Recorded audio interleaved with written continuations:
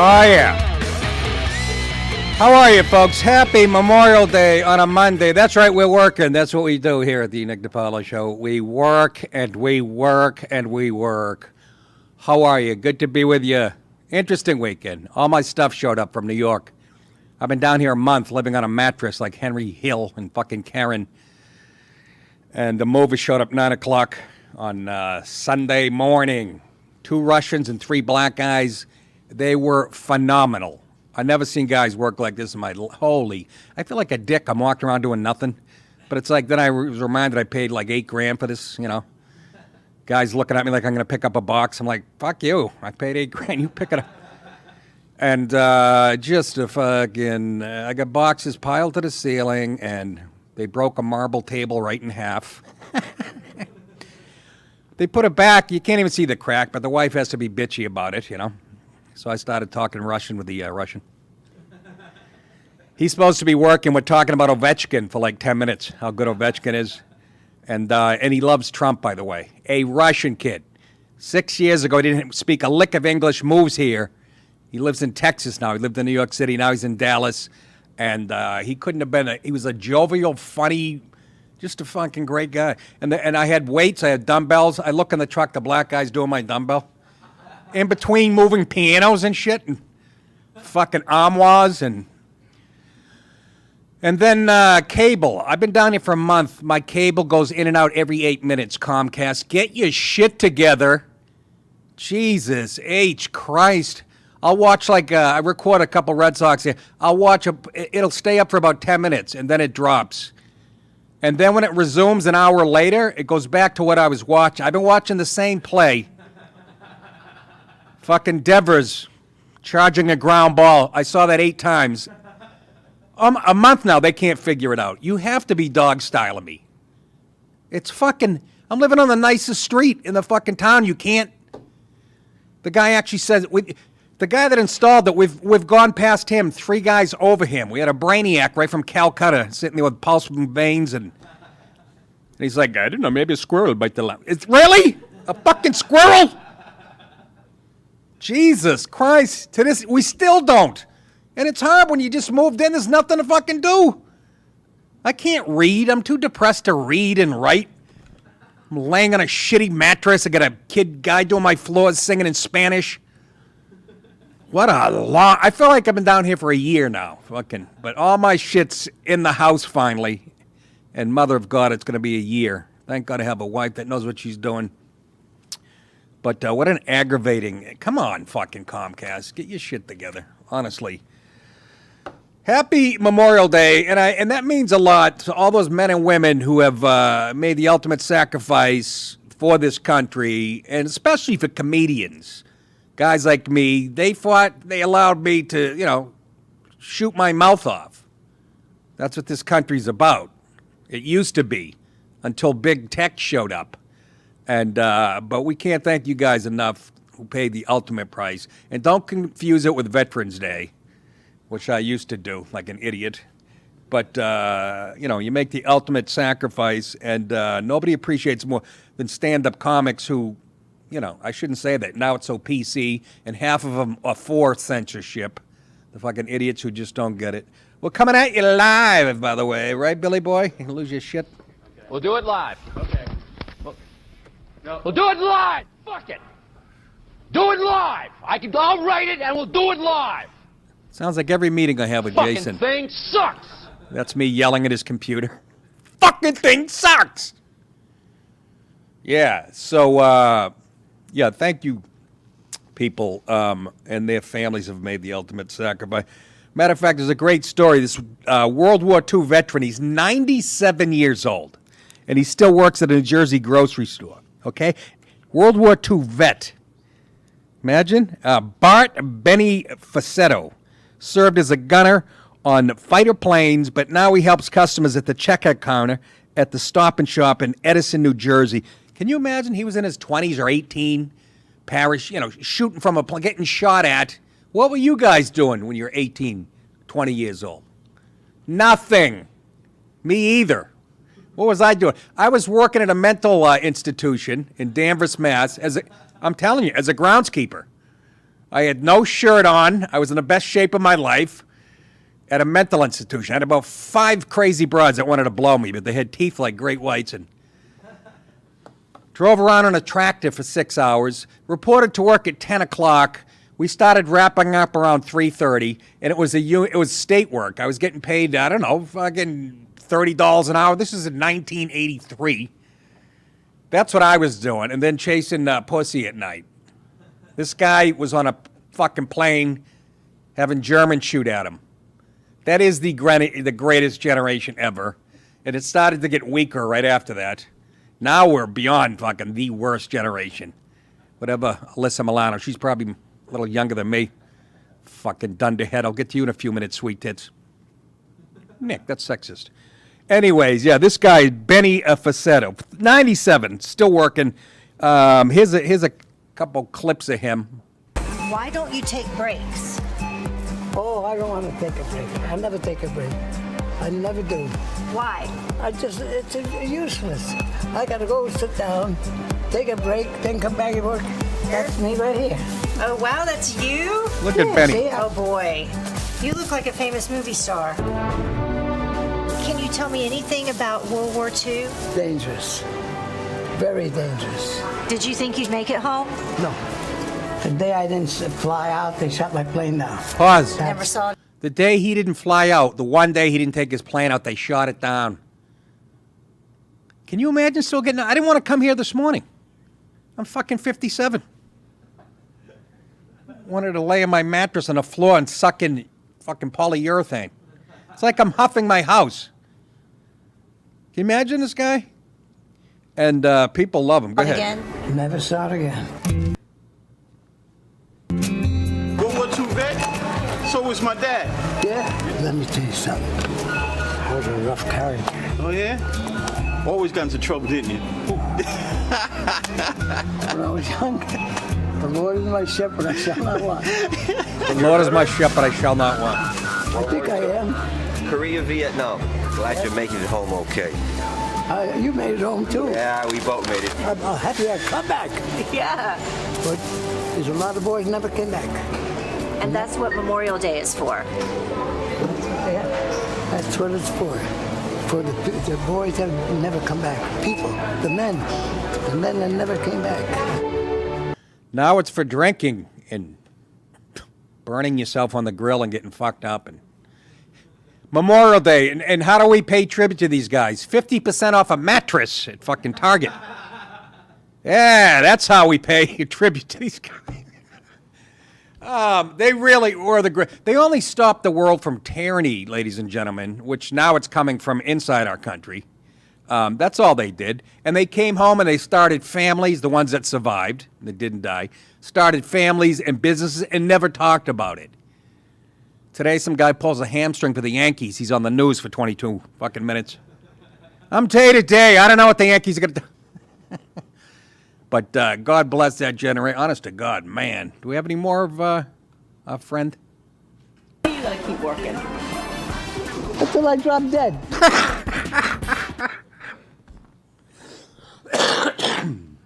I never get that guy at the grocery store. I always get the fucking 18-year-old, the chip on his shoulder.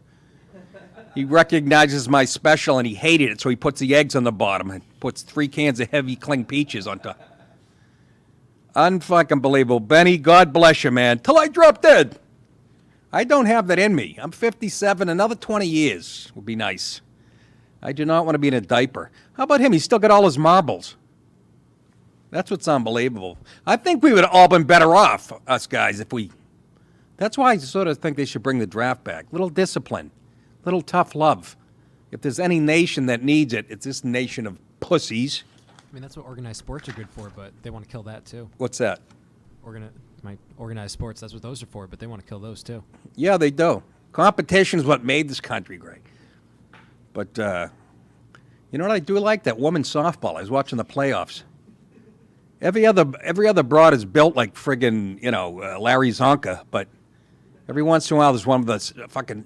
I'm flipping through. There's 3 games on. I stop on this pitcher she had a Georgia peach for an ass. And you can tell the straight ones, they wear the ribbons in their hair just to let you know. But these girls, man, I mean, forearms like friggin' Ali, and just, it pisses me off. They throw better than me, and what does that tell you, Nick? Well, I was a bitch. That's what I'm telling you. Anyways. What else is in the news? Oh, Alyssa Milano, Sweet Tits Milano. Jon Voight put out a video praising Trump, and we still calling her an actress? Really? Do fucking infomercials about soap and zit medicine? I guess it does take some acting when you're lying about a product.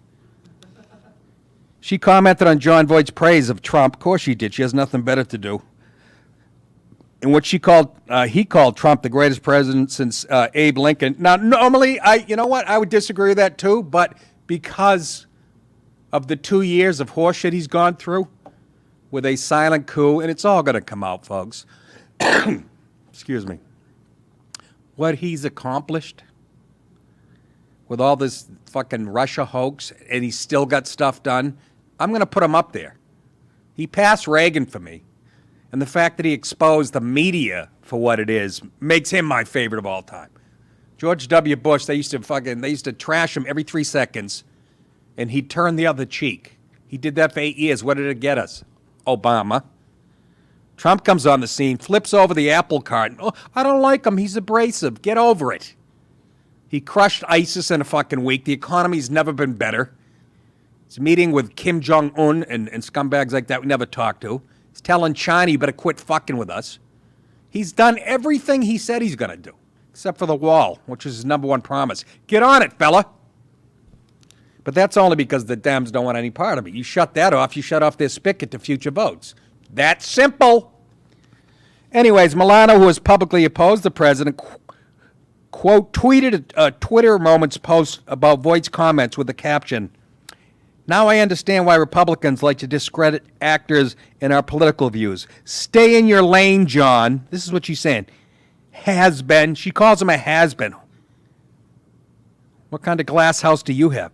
Has been. F-lister. Trying to stay relevant. Again, okay, what kind of zit cream are you selling at midnight on Channel 78? You fucking brainless wonder you. Nobody cares what an out-of-touch actor thinks. Holy shit. Talk about the fucking kettle calling the whatever black. Can I say that without getting kicked off Twitter? I said kettle and black. Look out! That's racist against cookware. This broad just never shuts up. You need to shut the fuck up. Still very pretty, though. But look at the fucking numerous responses indicated that many took her tweet as a jab at Voight's relevance. Remember this when she said this? Our reproductive rights are being erased until women have legal control over our bodies. We just cannot risk pregnancy. Join me by not having sex and using a pussy as a weapon like it was meant to be. I'm adding for emphasis. I'm calling for a sex strike. Remember that? And you know what I say to that young lady? Make me a sandwich. Make me a fucking sandwich. Voight shared a pair of videos Friday in which he praised Trump, slammed his critics, and called the Republican the greatest president since Lincoln. Here's Jon Voight. Sounds like he smokes 8 packs a day. People of the Republican Party, I know you will agree with me when I say our president with that voice, I'm has afraid our not to. utmost respect and our love. This job is not easy, for he's battling the left and their absurd words of destruction. I've said this once and I'll say this again, that our nation has been built on the solid ground from our forefathers, and there is a moral code of duty. Yeah, but they're white. They're white that guys. Has been passed on from President Lincoln. They own slaves. I'm here today to acknowledge the truth. And I'm here today to tell you, my fellow Americans, that our country is stronger, safer, Do you have a stroke? and just with then? more jobs A mini stroke? because our president has made his every move correct. Don't be fooled by the political left, because we are the people of this nation that is witnessing triumph. So let us stand with our president. Let us stand up for this truth, that President Trump is the greatest president since Abraham Lincoln. God bless America. And may Holy God continue to guide this nation. And Much again, love. I wouldn't necessarily agree with that unless this Russian hoax, he's got all this done with, it's like a football play with two guys on his legs and he's trying to run and he's dragging them along and along. I don't care what you think about Trump. Yeah, and he's, loudmouth. We don't like his personality. Mentally as tough as anybody. His father must have beat him silly every time he fucked up. This guy. But he's a leader. And like I said in my special, Breath of Fresh Air, which is up to, 410,000 views, somewhere in that, after 2 weeks or 2.5 weeks. But like I said, this country is a corporation. The left and the right have been saying that for a year, and he's a CEO. I think his timing is good. Okay? So I just hope it doesn't end the way Lincoln's ended. You know what I'm saying? With Trump at a multiplex in Times Square, watching, Avengers 3. What's the fucking... Somebody comes in, fucking Captain Antifa and puts one on the back of his head. I'm not giving any ideas. But anyway, so Alyssa Milano, that didn't sit well with her because she's from the worst generation ever. And let's move on to, what do we got here? We were talking about Alyssa Milano's tits. Now, let me ask you, if she had no tits and she was ugly, would anybody listening to her? No, because she wouldn't have got a job in Hollywood. That's how their business works. They even told me that when I first get in. If you want to be a movie star, you got to have a face, and people have to want to fuck you. Who told me that? Harvey Weinstein. And then he threw me down on his couch and violated me. He hurt my ass. But we were talking about her tits and stuff and being sexist. Yeah, it's sexist, whatever, but the world needs that right now after the #MeToo, which, again, I forgot to say this. I do a bit about Louis and #MeToo in my bit, but I always preface the Louis thing was I'd punch him in the face if he did that to my sister or friends of mine or whatever the fuck. That being said, they went too far. You even had feminists coming out going, this is getting ridiculous. We can't even get a job now. Guys don't want to fucking hire us.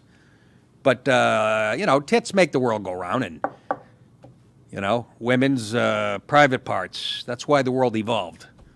If the first two cavemen were gay, we'd still be fucking living in caves. You know what I'm saying?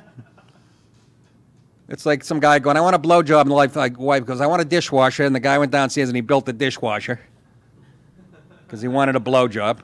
Brought it upstairs, and he said, what do you think of that? And she said, it's beautiful. And then he goes, bend over it. That's how the world evolved, men trying to meet the expectations of women. So we started chatting about breasts and tits, and hers are real, by the way. And if you're going to, can I just say something? If you're going to get fake tits, please. I was out with a girl a couple of years after I got out of college when people was just starting to get fake tits. She takes her bra off, and her nipple, one of her nipples was off center by like 3 inches. Where'd you get your tits? Marshall's? Fucking Walmart?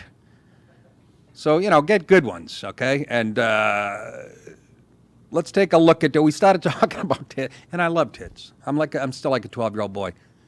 There's 3 things I love in the world. Pizza, air conditioning, and tits. In that order. In that order. The girl's nipple was over here. She had a lazy nipple. I don't like that. I'm kissing 2 tits. I want them looking me straight in the eyes. Don't be staring at my brother in the corner. I bought the drinks.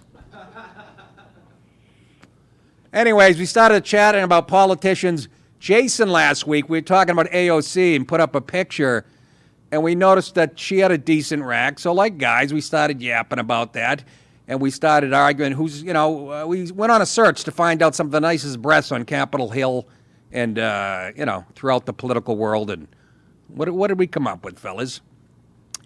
Kamala Harris, those aren't bad. She's one of those breasts. She's a beautiful woman. As soon as she opens her mouth, she might as well be the Elephant Man.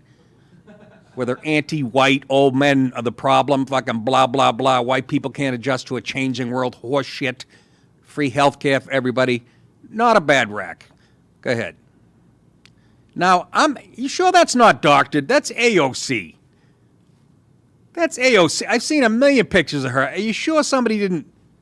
Huh? I should have went to BU. That was my other. That was my other school. I got accepted by University of Maine, University of New Hampshire, Boston University, and if I saw that running around, I went to Maine and I still got in trouble. I was chasing broads from Lewiston who were about 6'3", 260. You get horny up in the woods. That's a good rack. I'm going to stop. Maybe she's right about climate change.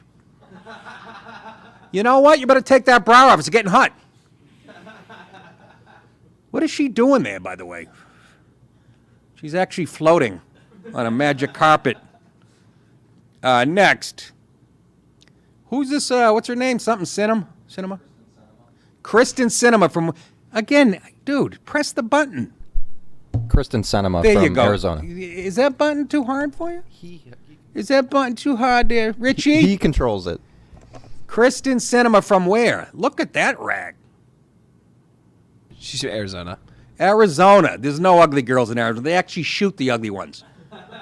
They do. They pull a broad over, and the cop goes, I stopped you. And the girl goes, I was speeding. And they go, no, you have green teeth and no tits. Step out of the car, please.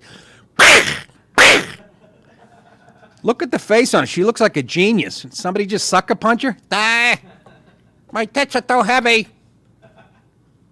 Look, I never heard of her. She hasn't been on TV. She should take off the Eric Dickerson glasses, number one. And she's got, see, you know what's around her neck? Those are Viagra pills. She's into dick. Next. Pam Bondi, former governor, I think, of Florida. She came on, and those are real too, by the way. She came on right after the Parkland shooting. She was being interviewed on Fox. And even I, a sexist pig, was going, it's a little inappropriate. She had like a low-cut, almost like a belly shirt. I'm trying to cry for the, kids that were killed, and I'm staring at her. I'm all confused. But I remember going, holy shit, is that appropriate after a fucking school shooting? So Biondi's got a rack on it. Look at the guy to her left going, Yes. Next. And the nicest rack in Washington, D.C., that's right, former Massachusetts Congressman Barney Frank. This is why he got so many young boy pages. Look at that rack. That reminds me of Richard Speck. You remember the guy that went to prison? He was a fucking serial killer. First thing he did when he got in prison, on taxpayer's dime, got fake tits. And he put a video up of him in prison with his fake tits, smoking weed, saying he was having a great time. But look at Barney. He broke his left hand, he broke that on a bedpost, spanking it to a filthy Boy Scout porn video. Look at Barney. Anyways, that's a tribute, a Memorial Day tribute. Nice job, fellas. That was those guys. I said, you fucking... You put up a bit, and this is what they came up with. I came in and go, get rid of those, and I replaced all these pictures. Speaking of sex, what's very popular right now? The sex dolls are very popular. I got to be honest with you. If I had the cash, it's like a car. You want a good one, You can get it.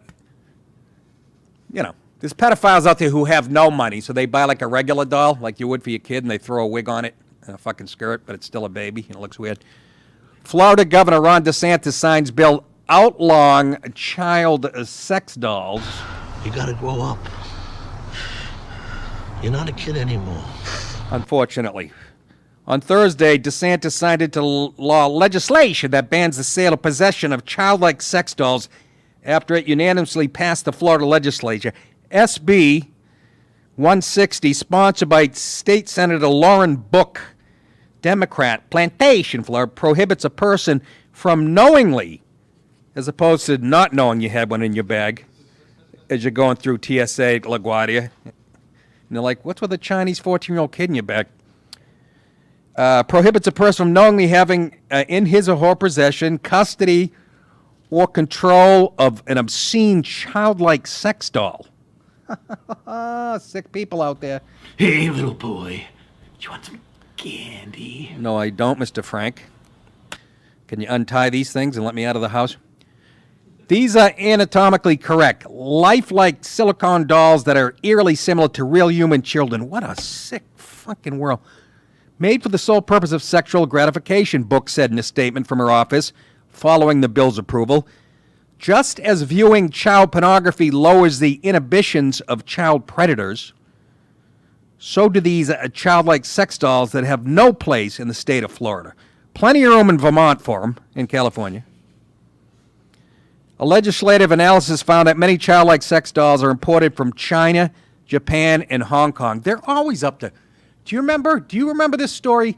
China was selling toys over here, dolls, Barbie dolls, actually. But they had the date rape drug, something HBG or whatever, in the paint on the dolls. They actually threw me out of a bar in New York. I was stirring my Mai Tai with a fucking Barbie's feet. The hell out of here. While supporters of the bill say owning the doll should be treated like possession of child pornography, others claim the dolls could prevent pedophiles from acting on their impulses with real children. How do you feel about that, fellas? That's a crock of shit. Now explain why it's a crock of shit, my religious friend D. No, I'm serious. Take your time, dude. Beautiful. Sorry. You might crack at the question in there, Henry. It's because God made man to lay with women, not children. Says who? The Bible? Oh, now you're religious? Fucking heathen from Westchester? No, I know, but I agree with you. I mean, they use it for practice. Nothing's going to beat the real thing. That's why most people don't buy sex dolls. So they're gonna practice on it. So I don't know. I disagree with that wholeheartedly. And it's going to remind them that they're a pedophile every morning when they wake up and see a fucking doll in a miniskirt that's 6 years old. Oh yeah, that's right. I'm a sick fuck. Time to get down to the schoolyard for recess. Violation of the law is a third-degree felony. Subsequent violations are being deemed second-degree felonies. The law goes into effect October 1st. So you sick pedophile fucks, you better get out there. The Memorial Day sale. Where do they sell toys now? It's not Toys R Us. That's closed. Seriously. Amazon. Of course. You need a discreet package, a discreet box when it comes to your house. And where do you keep one of these when your family comes over? That's my question. What do you mean? They're sitting at the table just like any other kid on Thanksgiving. Hey, who's this 6-year-old blonde girl? Never mind. Pass the stuffing, Uncle Ted. Where do you keep it? Discreet packaging. It's like buying Viagra. I think it's a good law. I might be old-fashioned. Yeah, you're an old white curmudgeon. Anyways. Yeah, I'm not into fucking kids, whether plastic or real. Call me a weirdo. Anyways, one more quick story before I get to, and I should have teased this at the top of the show. Colin Quinn, I did an interview with him last week. He's got a special tonight airing on CNN called Red State, Blue State. I watched him develop it. This guy is as good as you'll get in comedy. And anybody who doesn't like Colin, I've been saying this for years, because he goes over a lot of people's heads. He never gives in to the dummies. But anybody who says, I don't like him, that's a litmus test for me. I'm like, then I hope you don't like me, because he doesn't get any better. His thing's airing tonight on CNN at 9 p.m., Red State versus Blue State. We'll get to that in a minute. Had a nice chat with Colin, my closest buddy in the business. But before I get to that, here's more political correctness run amok. WJZ anchorwoman Mary Bubala, who came under fire Thursday for a question she asked about the race, gender, and leadership of Baltimore's past 3 mayors, is no longer with this station. This is why I laugh when people go, oh, you're just an old white guy, entitled, and they don't understand what dangerous comedy is. Because when you come from this point of view, you can lose your job if you're a white person. If you say anything. We're going to show the clip in a second of what she said. It was like a legitimate question, but no, she had to fall on her sword. Mary Bubble is no longer with a WJZ-TV employee. The station apologizes to its viewers for her remarks. The statement said Swain declined to comment further. This guy worked, Audra Swain, the manager of this TV station. Here is what Miss Bubble, here is the controversial thing she said. for inviting me. Oh boy, I know you've been talking about this on your radio show today. The question I have for you, we have had 3 female African-American mayors in a row. Don't go there. They were all passionate public servants. They 2 suck. resigned, though. Is it a signal that a different kind of leadership is needed to move Baltimore City forward? No, because I think She doesn't even think about the answer, the black woman. She's a college professor. No, just a knee-jerk reaction. Obviously people watching that who are politically correct. Are you implying we have to have a white guy? No, I'm implying that the last 3 were black women, and they failed miserably. And is it time for some new leadership? And everybody at home is going, who's PC? She means a white guy. Do we have her answer? That's it? That's all I asked for? How dare I? I can read it. Anyways, in a statement sent to The Sun today in the wake of WJZ's action, Whitehead wrote, this is the woman she was talking to, the current conversations around leadership in Baltimore are challenging, emotional, and at times include layers of racism and sexism. There is an assumption that since 3 black women have served as mayor and the city has not entirely changed for the better, that's putting it mildly. It's been going backwards, in reverse. It's not so much about black women, it's about fucking liberal leadership. All the major cities that are run by Seattle, LA, they're all in the shitter. They are all in the shitter. They're in the red. Homeless people are everywhere. We're not supposed to connect the dots. But her knee-jerk reaction, no, I don't think so. She says, and then perhaps black women are not fit to lead this city. No, she says, get this. No one can ask racially biased questions in the public sphere, including in the media, without being held accountable. She's saying that this woman didn't even have a right to ask that. Do you guys get that? This is where we are when it comes to race relations. If you're white, you can't even ask that. And the truth of the matter is, those 3 women have failed miserably. It's more about their politics for me than their race or their gender, but they failed. And the college woman, the college professor, results don't matter.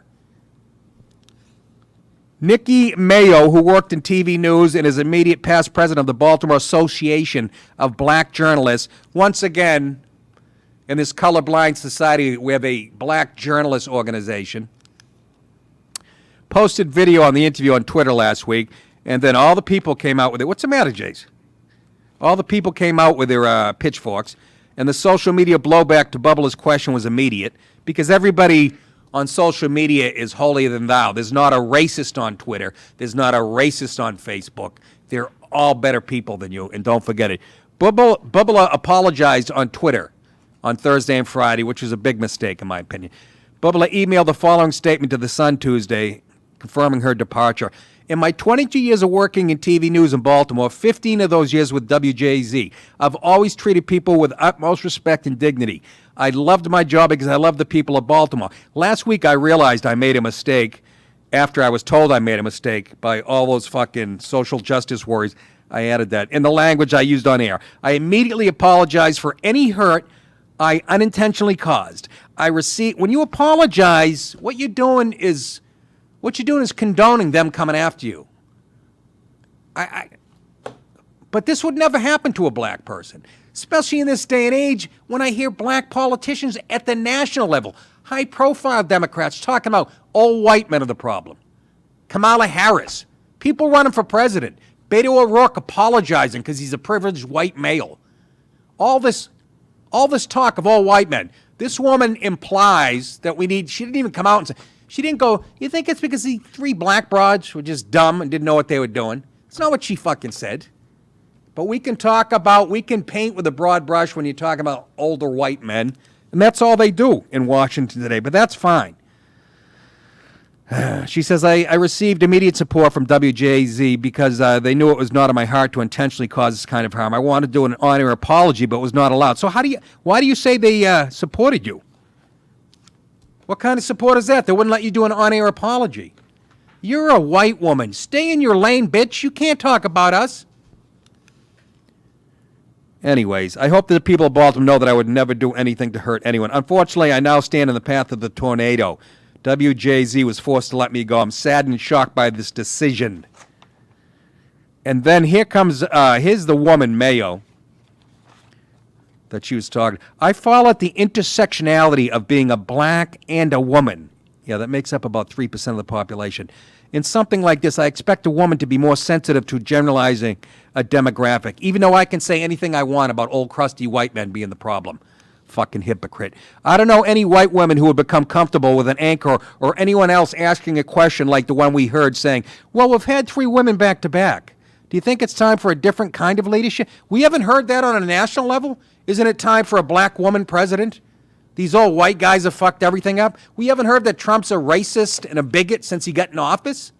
Who are you fucking kidding? I think every white woman I know would have been like, what? What do you mean by that? Do you? Well, you'd be wrong. Problem. You're the fucking problem. You fucking Dr. White, onking jamrag, ucking spunk bubble. I'm telling you, H, you keep looking at me, I'm going to put you in the fucking ground. I promise you. Not this time. Mayo says, she messed up, I get it. But you know that line, the mouth speaks the truth of the heart. She told you how she feels. Oh, and God forbid. No, you interpreted it that way. I'm just saying, folks. I'm just saying. If she can get canned for saying that, the next black politician I hear, woman, like Stacey Abrams, who blames every problem in the world on white men, should step the fuck down. Fair enough? What is this, a one-way street? Come on. My panties are in a bunch. Hold on. We got a super chat. Go ahead, Rick. You got 3 of them today.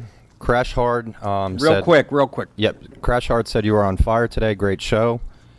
James Shea said... Thank you very much. Crash Hard. James Shea said... Crash hard. I crash hard. When I drink in Boston, I crash hard. Go ahead.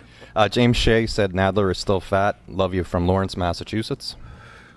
I didn't show the goddamn Nadler video. Did I? Okay, what else? And then we got... Thank you. Plant Nation said, when will Owen Benjamin turn on Teddy Spaghetti, which is Vox Day, and that's a podcast war thing that you have nothing to do with. Why would you read it to me? And I like Owen Benjamin, by the way. People going, you know, why is it about I'm going to have him on the show. But I don't get caught in all this fucking schoolgirl gossip that you guys who hate Owen and people who like him and all that shit, and how does Nick... I don't pay attention to any of that. He's an interesting / kind of crazy dude. And I'll have him on any time. So I just want to space out the interview so we have something new to talk about. But thank you guys for the super chats. I appreciate it, especially on Memorial Day. You should be out doing a cannonball and splashing your fat aunt. Do we have Nadler? Take a look at Jerry Fat Man Nadler, who lost 3,000 pounds a few years ago. And we have a clip of him. He passed out at a press conference.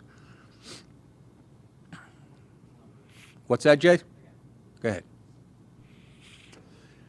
I'm counting down to you being fired. Jerry, take a drink. You look a little dehydrated, buddy. He looks like my dog when I wake my dog up too quick. Okay.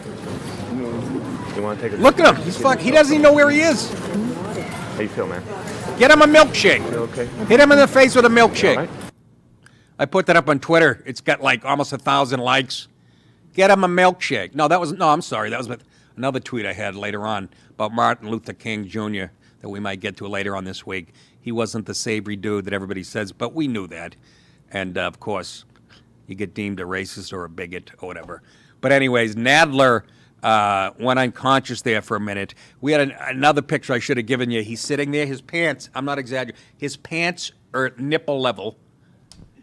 Oh, my God. I'm serious. I'm going to predict he's not going to last much longer. He turned so white, and the guy used to be... Do we have the old picture of him? He was a little heavy, and he lost all this fucking weight, and his brain's with it. But don't worry about it. Not necessary. Anyways, ladies and gentlemen, I spoke with Colin Quinn, who, again, tonight, 9 o'clock, CNN, his one-man show, Red State, Blue State. If you miss it tonight, it'll be on Netflix. This guy is just brilliant. I saw the play, and I watched him develop it. And I sat down with him last week. We had an interview. He's a close friend of mine. He's getting hitched in a couple weekends. But here's the great Colin Quinn. Anyways, joining me in the business, you know him. His one-man shows are just killer, whether it's New York Story, Unconstitutional, Long Story Short. His latest creation is Red State, Blue State, and that's going to Netflix. Is it not, Quinn? You seem to have a lot of juice now. Even though you're an older white male, Netflix, that's how good he is. They still use his stuff. Yeah. Yeah? Yeah. So, first of all, before we get into that, let's get into your personal life. Mr. Colin Quinn is going to be married coming up very soon. I have to go back to New York, to Brooklyn for the wedding, marrying a nice Polish woman who I worked with. Polish woman. I make her sound like a cleaning lady. I worked with Jen at HBO, the Chris Rock Show. A smart, funny, beautiful woman. And are you getting cold feet yet? Come on, let's be honest. You're probably shitting your pants. Well, I've always had cold feet about these kinds of things. You know how it is. Let's face it. That's true. I've been married 16 years and my feet are freezing right now. Yeah. But so what's the difference here? What made you pull the trigger? First of all, your arms look pretty good. You've been lifting down there. You couldn't be more wrong. I don't have a gym. I take my shirt. You know who I look like when I take my shirt off right now? Remember Harvey Keitel in The Bad Lieutenant when he had his shirt off? He's kind of cut up here, but he's got a gut. Yeah, smooth and. No, look, I fucking look. I was looking at myself today in the mirror, and I always hear your voice because you said that. You're like, we're at that age where people look and go, I bet that guy was in good shape a few years ago. Yeah, yep. That's all you can hope for, sir. Yeah. So, okay, the wedding. Come on. Who am I going to run into that I'm going to hate? You're talking at the goddamn wedding? Yes. What is this, the fucking E! Channel? Come on. This is what he does. He attacks people who interview him if it doesn't go his way. You dummy. Go ahead. By the way, your haircut's looking more and more like Phil Collins every day. Then that's not really a cut, is it? No, at this point, you're right. You can't control it. But I want to. Who's going to be at the wedding? Come on. Jerry. Jerry. That's Jerry Red Wilson. Jerry. Oh, wait a minute. I forgot he'd passed away. That's all right. But Jerry Seinfeld. I thought that's what you were saying it. Jerry Seinfeld. No, I forgot actually. Jerry Seinfeld. Everybody from Jerry Seinfeld to Tim Gage. Oh. And everybody in between. Oh, my, when you throw Tim Gage at the low end, that's a huge spectrum because this guy does comedy by night and drives a forklift by day. So, Dylan Murphy. Dylan Murphy is one of Colin's cousins. Every time I go up to Saratoga, he likes to gamble. I actually saw him throw an empty water bottle at a jockey's head after the jockey lost. And he comes into the green room when I'm at Saratoga playing Tommy's room, hands me a little piece of tinfoil. I'm thinking it's like cocaine. That's what they used to do. I open it up, it's empty, and he just laughs at me with his big glasses. And then he walked out of the fucking room. He didn't say anything. Love him. Dylan, Jerry Seinfeld. I know my buddy Seth Meyers is going to be there. I hope he doesn't watch this show. I'll probably get hit with a piece of cake or something. So, you're very talkative today, Colin. Thanks. Well, yeah, I'm not trying to wreck the way. You understand? What? It's the wedding. I can't be talking like this. I got a wedding to go to. What are you doing? I didn't say anything bad. I'm the one who has beef. I'm saying, what do you want me to say to that? I want you to say, Nick, stay away from Seth Meyers. Grow some balls, will you? I heard he takes karate. Really? All right, let's get in. What else? He's still going to the Comedy Cellar, Fat Black. What are you doing? I'm going to the Comedy Cellar mostly. You've already started a new hour.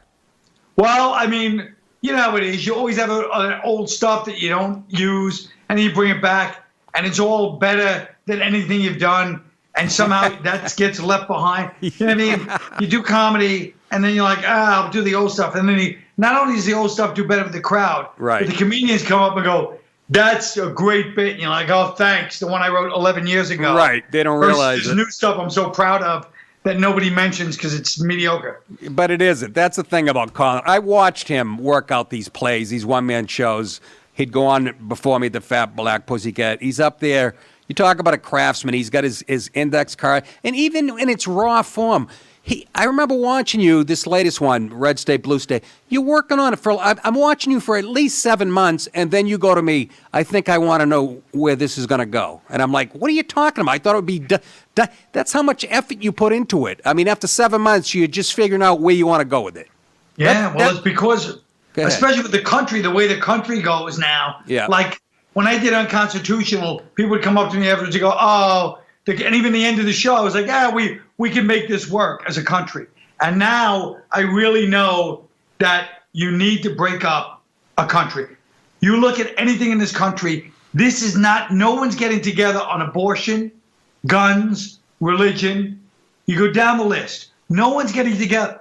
So it either ends up in a civil war where whoever wins that wins the hearts and minds of people, or you break up. So your next special will be called Balkanization, is what you're saying? Yes, that's basically what I think. Or is Tony Soprano Balkanization? Yeah, no. No, you're absolutely right. I use this metaphor, this analogy, Colin liked it, about how there's no middle ground anymore. And I said it's like Bobby Orr's knee after his 11th surgery. There's no more cartilage. It's bone on bone. There's actually smoke coming out of his socks when he's right. And that right. You're absolutely right. What do you see? Seriously, I bring up Civil War and people giggle. And but what would a Civil War look like? I mean. First of all, I like to know these people on giggle when you bring up a Civil War. They're like, oh, they're like, that's their idea of lighthearted ribbing. A Civil War, what would it look like? It would look like, the only people that would be in trouble would be red state, blue states, barricading down. They both have advantages. The only problem is Austin, Texas would be in trouble. Charleston, South Carolina would be in trouble, and Staten Island would be in trouble because those are places that are outside their element. But are you saying there will be actual skirmishes within, like you say, Austin, Texas, because it's very liberal, but it's in Texas. Right. So as everyone tries to mass exit us out of there 3 days beforehand. And they would be surrounded by Chuck Norris and his wife. Yeah, and by half the army. Remember when we went overseas all the time? Yeah. Yes, these soldiers. Where are you from? Texas. I know. 90% of our troops are from Texas. I know. That's why I love that state. Yeah. They don't play. And Staten Island, how does that break? Staten Island. It's always been like that. It's always been a red borough in a blue city, you know what I mean? From early days, because all the Italians from Brooklyn moved to Staten Island, you know what I mean? Now, why did they leave Brooklyn? Can you explain that to my fans? But they even left in the 80s and 90s. And, Bensonhurst, Brooklyn is mostly Chinese now. Most of Bensonhurst and Bath Beach, which was the last big Italian neighborhood in Brooklyn. It went for miles. When I was a kid, I was there all the time. And now they all moved to Staten Island. I told you, they used to call it Verrazano Bridge, the Guinea Gangplank. Because the Italians all went over. I can't believe Bensonhurst, which was the home of the boys, the bad Italian, is Chinese. How does that? You're an expert on this stuff. How did how do Somalis end up in Minneapolis? Huh? How does that happen? The Somali thing, I'm not sure. I guess it happened after. I guess they brought over certain states would have these religious organizations that would say we'll bring over this amount of Sudanese, and then the Somalis. I feel like the real interesting one is Ethiopia and Sudan, and then Somalis are sort of close to that. You know what I mean? They're all from that same area of Africa. Right. But I'm not sure how they ended up in Minneapolis, and I'm ashamed that I don't know that because I should know that. Well, my guess, and I guess I'm way off, was the climate was very similar to where they came from. They go from 112 degrees to minus 16 in October in Minneapolis. But it only takes one to plant, like you said, to start a mosque or put an altar up. And the next thing you know, and the U.S. government, you see what's going on right now, they're literally putting people on buses and sending them willy-nilly. If they have relatives, they might have a relative in Buffalo, Right. But it's been like that for years. The immigration system in this country has always been, it's just people seeing it now, but it's always been insane. It's just kind of a random, unregulatable system. And it's just, it's been like this forever. You know me, I've been interested in immigration for years. And it's just but Somalis, no. That's asylum. Asylum is if your government is going to kill you for being, I forget why these Somalis came over, but same with the Sudan, all the Sudanese and Ethiopians, the lost boys of the Sudan. So certain religious groups bring them over, and in Minnesota, I think it was the Bud Grant Foundation. I heard they came over here because of the soccer riots in the Sudan. No, you're exactly right. It's so weird. one of your favorite movies and one of my favorite, Napoleon Dynamite. Oh. I reminded her because I know how they forced in the ethnic thing at the end, and you got the Mexicans and their lowriders and stuff, and that was set like in Idaho or Iowa, right? Yeah, Idaho, yeah. But then I said, wait a minute, that makes sense. They probably didn't know when they were making them, but it makes sense now because you even told me all the meat packing plants are right filled with hardworking. Yeah, well, that's the whole thing that nobody wants to enforce immigration, the left and the right. Nobody wants to. Maybe the average citizen does, but all the guys who are in the meat plants, all the Democrats want to do it for votes, and the Republicans want to do it for money, commerce, cheaper labor. That's so right. all the meat packing plants in Iowa, all those places, they do radio advertisements in Mexico for 20 years. So for 20 years in Mexico, they're like, come up and get a job up north. I mean, that's just the way it's been. But nobody really wants to try everything because then everybody has to look at themselves and go, oh, this is all part of something, you know what I mean? Yeah. That nobody wants to see. So everybody blaming everything else, it's all true. All the things that people point their fingers at are always true. Corporations and the left, the left want the future black and brown vote, and that's all true. But what's going on now, even in the last few weeks, is crazy. I mean, how can you not call that a crisis? I mean, it's up 400% from a year ago, people showing up. And until they change that magnet, that asylum magnet, they know the system. These people are met at the border by immigration lawyers that tell them what to say, right? I have a kid, so as long as they step foot on, you get a kid in their arm. So the Dems are in charge right now as far as Congress and stuff. But you're saying the Republicans also don't mind what's going on. Yeah, they don't want to. Nobody. I mean, this has been an open secret for 25 years. I know, but here's the difference now, though. Artificial intelligence, automation, all the jobs being automated. Everybody's going to be pushed out. So, and they're still coming. I mean, how's that good? We're fucked, aren't we? Let's be honest. This country is fucked in a few years. Yeah, well, everything's connected with globalization. Not this country, the whole world. I mean, look at it. Everything's just insane. Everything's kind of morphing into something else. And like you said, it's all robotic. So I don't know what's going to happen to human beings. We're going to have to, rob the robots on payday or something. It's just going to all be criminals. When did robots get paid? Well, the Democrats say those people floating over the Rio Grande in tubes, we can teach them code when they get here, I'm sure, Apple is going to be blind it's going to look like a George Lopez concert, I'm sure. But that's the other point. The other point is how many people are coming over from other countries getting legal thing, but because they have these skills that you're telling me Americans couldn't learn that skills. Okay, we're not the brightest people. Right. We're never going to be Asia or India. But I'm saying those are a lot of jobs too, but it's legal, but it's still, all the Silicon Valley stuff and, special, whatever they call H-1B visa, But look, I mean, this is just the way it is. And you're not going to stop people from coming from Central America because they're living in a nightmare. I mean, they're living in some of them. You know what I mean? They're living under drug lord, narco democracy. I mean, it's bad down there. It's like anarchy. So of course they want to come. Well, there's some legitimate ones, definitely. But are you saying Trump, is this a wet dream, this merit-based system?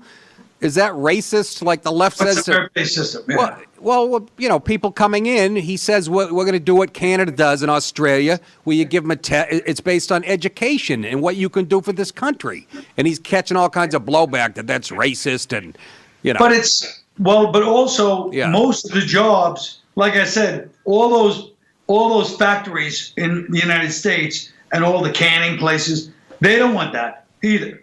So I'm saying nobody will really have this country doesn't have discussions. Like we should be having these giant discussions about this kind of stuff, but there's never a discussion. All it is conflicts and whatever it is. There's never like a convention where people sit down and go, okay, here's what's actually happening. Because I don't know why, but it just doesn't happen. So these will never get resolved because everything's kind of done where it's like, oh, forget about that part now. Forget about that part, But they have to change, like I said, because of automated jobs. You're saying canning and stuff. That's already changing. So why do they still want these people pouring in? Oh, because slaughterhouses. I mean, stuff like that. You can't get it. That's going to be all automated. That's going to be automated. You still need a guy that can handle a butcher knife and just slice somebody's head off without flinching. You know what I mean? Who better from El Salvador? Take a chicken. Yeah. So just saying, for the money they want to pay too, there's all kinds of, there's all kind, it's money. All this stuff, there's money involved in everything. I don't want to go to my butcher and he's got a teardrop tattoo and But I'm saying most of the people coming up, not to be liberal about it, most of the people coming up are escaping from people with teardrop tattoos. That's why they're trying to flee, because it's mostly, that's where Trump was wrong when he goes, they're murderers, they're rapists. It's like, no, they're trying to run from murderers and rapists. So I'm not saying that we can afford to let people in. I'm just saying that that's who's coming up. It's not all the gangs. I mean, they're coming too. Half of El Salvador MS-13 is living in Long Island, so they weren't running from anybody but themselves. But I'm just saying, in the grand scheme of things. Right, but there are rapists and murderers. But this the kind of off the subject thing that just clouds things. Right. You know what I mean? And both sides do it, obviously, but it's just cloudy. I want to get to the facts. You know what I mean? Yeah, I get nervous. I like watching the news, and I'm like, oh, Trump is part of this because nothing's getting done, and they're pouring in, and he's out at rallies talking about other shit. So I'm like, it is really it's a big. And Colt is pissed. Well, I know. Well, it's kind of an interesting thing. Like when I feel like when anything gets examined. So this right now it's immigration. Yeah. When anything gets examined, really examined in the country, any issue, you're like, oh, nobody knows what they're doing. And nobody's doing any. People are just like, whoa, wait a minute. I don't want to stick my neck out. So that goes for everything. And right now it's immigration. But when you really look at things, nobody has any solutions. And that's why I say everyone should break up. Well, it's the ruling class. Tucker Carlson's book, Ship of Fools, explains it beautifully. It really is a ship of fools leading us. Some of the dumbest people on the friggin' planet. But, and nobody's steering the ship. It's kind of scary. There's not much leadership there. It's scary. That's why you need to break up. Because if you break up this country, then people start to see the flaws in their part of the system or the good parts about their system. So, you know what I mean? Let everybody do it. The whole point of the United States is freedom, right? Everybody's supposed to live the way they want to live. You can't do that. People are ideologically opposed. So from day one in this country, so what are we doing? What are we going to do? We're just going to keep going like this until there's a war. That's what I say. That's how it's going to go. Will I be around for it? I just bought a beautiful gun. Yes. We're going to be brother. We're going to be brother against brother. You're going to be in New York blue, and I'm going to be down here in Georgia. Well, maybe there'll be some in between states, Let's shift gears real quick before I let you go. Big tech. I mean, I got this special breath of fresh air, and Facebook won't let me advertise the special on Facebook. So I have a bigger beef with this because this is right out in the open. People are worrying about Russia interfering in the next election. How about Google and fucking Facebook shutting down guys like me and to you to some extent? I mean, how do we? Are they ever going to get broken up, or are they too rich and powerful? What do we do about these? I don't know. Yeah, like we were talking about the other day. Who's gonna be the new tech guy? There's no right wing tech guy. Yeah. I want a right wing. Zuckerberg. But where is that guy? Right. He's. I'll tell you where he's in the Oval Office right now. Tweeting.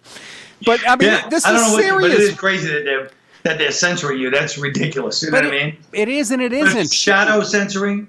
Not just shadow. There's been actual politicians called Republican politicians in races whose advertisers don't get shown in some markets, and they don't even know. Like they put an ad out on Twitter. So I don't want to hear about the fucking Russians. I want to hear about the left-wing Silicon Valley scumbags who are going to interfere in the next election. Look what they tried to do to Trump in this last election. Are you shitting me? I don't know how, even with the economy being great, he's got the mainstream media against him. He's got the tech against, social media against him. It's unbelievable. But he doesn't help matters. Oh, I know. You don't like the way he tweets and he's fucking loud and obnoxious. We got to get over that. No. There's ways to make your point. You know what I mean? Yes. Yes, there's ways to make, and you know what? This is where you make me mad. We finally got a guy, everybody agreed, left and right, that this country's been broken politically for 40 years. Right. We finally get a guy comes in and flips over the fucking apple cart, and he steps on people's toes. And I know he says shit on Twitter. I know right where you're going about having a black or a Mexican female as the vice president. We could have wrapped up the Mexican vote. That you're dead right on with. But you don't like the fact that he's exposed the fucking media for the scum that they are. No, I mean, I like little parts of it, but I don't like the fact that he's an indefensible human being. You know what I'm saying? That's what I like. He's flawed. That's the point. He's a human being. I know, but what kind of you can't do everything you want to do without being a dick. You know what I mean? Colin's been giving me that same advice about my career. I'm not shitting you, just in other language. But he's, other level, All right. Well, yeah. I just, as far as I go, I know. He exposed the media, and if it all ended tomorrow, he's done more. George W. Bush used to turn the cheek, and that's what got us Obama. And I find him Yes, he's. When you're a white guy, an outspoken white guy defending a white guy, you're an asshole. That's all. That's. No, I understand, but he actually. I know. I get everything you say, but Well, anyways, hey, Quinny, you're the best, man, and my fans obviously love you. And so Red State, Blue State is going to be on Memorial Day on CNN, right? Yeah. On CNN, and I said this when I heard that. You know who looks good doing that? CNN, because it makes it look like that. Because Colin, and I'm not just saying this because I've known him he's the most as politically down the middle as anybody I've ever met. You can hear he looks at both sides, and this makes CNN look reasonable. It kind of pisses me off, but because they're out of their tits. But that's going to be huge, man, and it's going to go to Netflix, right? Yeah, it's going to be Memorial Day 9 o'clock, so it'll be huge. 9 p.m. Yeah. Everybody. In a bar, everybody's gonna be in a bar lounger. Everybody's gonna be having a barbecue, stomachs out to here. Your face is gonna get hit by so many full Heinekens when it's on a flat screen. Just a bunch of drunken assholes. But that's unbelievable that a news network is just. Tell Don Lemon I'm gonna punch him in his big stupid face if you see him. Don Lemon. I've seen him already. I've been there twice. Yeah, tell him Nick DiPaolo says, go fuck yourself. And he'll go, who's Nick DiPaolo? Then show a picture of me and I'm 20, and he'll call me. Anyways, Quinny, I don't know anything else to plug or. No, it's great. I will see you. I'm coming up in a weekend or two to do I'm doing the podcast at the Cellar, Fat Black, and then a gig, and then your wedding. So I can't wait. Can't wait. Beautiful. I'll see you then, buddy. Thank you so much. Thanks, great Colin Quinn. We'll see you later. That's tonight, folks. Don't forget. That's tonight, the great Colin Quinn, Red State, Blue State. It's going to air on CNN at 9 p.m., and you got to watch a master. That's what we all refer to him in action. Everything is thought out, and it's funny. He doesn't get preachy. He's always entertaining, and everybody in comedy loves this guy for a reason. Don't forget Breath of Fresh Air. You can catch it on, go to nickdip.com, watch it on YouTube. It's still climbing. And the positive, the negative comments are like 21-to-1 ratio. So don't forget that. Don't forget cameo.com.